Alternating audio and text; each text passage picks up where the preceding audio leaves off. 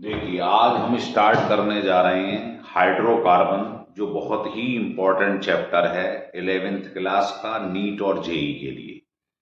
तो इसमें दो हाइड्रोकार्बन आप पढ़ते हैं जनरली, सैचुरेटेड और अनसैचुरेटेड। सैचुरेटेड हम पहले पढ़ने जा रहे हैं, जिनमें सिंगल बॉन्ड होता है, जिनको हम एल्केन कहते हैं। और ये हमारे यूट्यूब चैनल का नाम है विक्स केमिस्ट्री। तो इसमें सबसे पहले एल्केन का हमको जनरल फार्मूला मालूम होना चाहिए क्या है ना। और एल्केन एन का मतलब है इसमें सिंगल बॉन्ड आता है और इसको सैचुरेटेड हाइड्रोकार्बन कहते हैं। हाइड्रोकार्बन क्यों कहते हैं? क्योंकि ये हाइड्रोजन और कार्बन से मिलकर बना हुआ होता है। देखिए, हाइड्रोजन और कार्बन इसमें, तो ये आपने पढ़ा हुआ है ना। और इसके बारे में देखें तो इनमें sp3 हाइब्रिडाइजेशन होता है। sp3 का बॉन्ड एंगल आप जानते हैं, शेप टेट्राहीड्रल होती है। ये सब हमने केमिकल बॉन्डिंग में पढ़ा हुआ है। अब आप इसमें n की जगह 1 2 3 4 रखते चले जाओ, तो ये आपने नोमेनक्लेचर में देखा होगा। ध्यान है, ये मीथेन है। इस पर बहुत क्वेश्चन पेपर में बनते रहते हैं, क्योंकि जो सीएनजी होती है नेचुरल गैस कंप्रेस्ड, उसमें 80% मीथेन होता है कंप्रेस्ड नेचुरल गैस में। तो ये एक बार पूछा गया है कि सीएनजी में, कंप्रेस्ड नेचुरल गैस में मेनली कौन सी गैस होती है? मीथेन। और ये मार्श गैस भी इसका नाम होता है, क्योंकि ये मार्शीज एरिया में मिलती है। बायोगैस में भी यही मिलती है, कोल माइन में भी यही मिलती है। तो सोचिए कितना इंपॉर्टेंट यूज है इसका। दूसरे कार्बन को इथेन, 3 को प्रोपेन,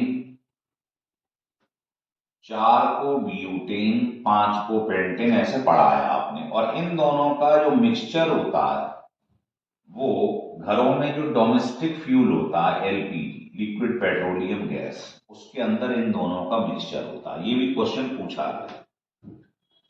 तो ये हम कुछ मेन बातें एल्केन के बारे में पढ़ रहे थे। अब आता है साहब, इसका प्रिपरेशन का क्या तरीका है ना। तो प्रिपरेशन हेडिंग डाल दीजिए। तो पहला हम रिएक्शन लेने जा रहे हैं, वुड्स रिएक्शन। बहुत ही इंपॉर्टेंट रिएक्शन है, और अगर आप ये सीख गए तो एक रिएक्शन बिल्कुल यूं समझो गिफ्ट के रूप में मिलेगा आपको, जो सिमेट्री है इसके अंदर, उसका नाम है फ्रैंकलिन रिएक्शन।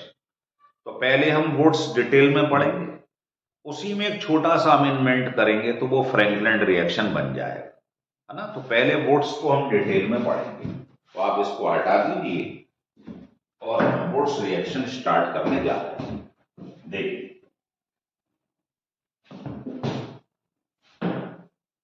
तो पहला इसको बनाने का तरीका है वुड्स रिएक्शन।